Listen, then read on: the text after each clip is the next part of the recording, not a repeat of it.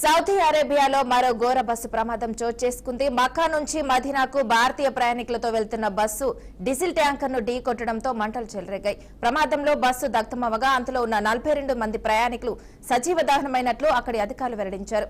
బదర్ మహీనా మధ్య ముఫారాహిత ప్రాంతంలో ఈ ప్రమాదం జరిగింది. మృతుల్లో భారతీయులు ఉండగా వారిలో హైదరాబాదీలే అధికంగా ఉన్నట్లు గుర్తించారు. 20 మంది మహిళలు 11 మంది చిన్నారులు ఉన్నట్లు తెలుస్తుంది. అర్ధరాత్రి 1 గంట 30 నిమిషాల సమయంలో ఈ ఘోర ప్రమాదం జరిగిందని ప్రస్తుతం అక్కడ సహాయక చర్యలు కొనసాగుతున్నాయి.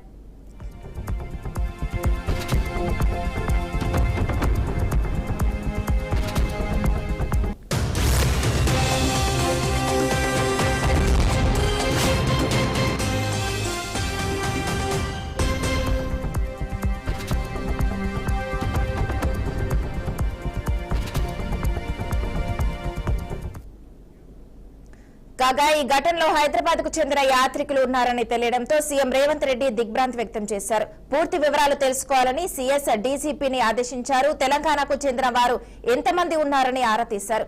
కేంద్ర విదేశాంగ శాఖ సౌదీ ఎంబసీ అధికారులతో మాట్లాడాలని సూచించారు. అవసరమైతే వెంటనే తగిన సహాయక చర్యలకు రంగంలోకి దిగాలని ఆదేశించారు.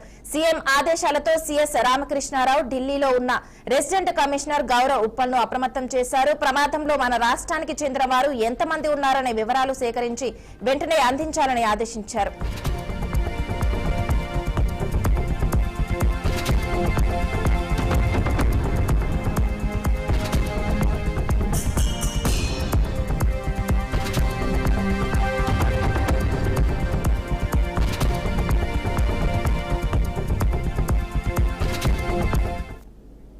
హైదరాబాద్ నుంచి సౌదీకి 42 మంది యాత్రికులు వెళ్లినట్లు అధికారులు వెల్లడించారు.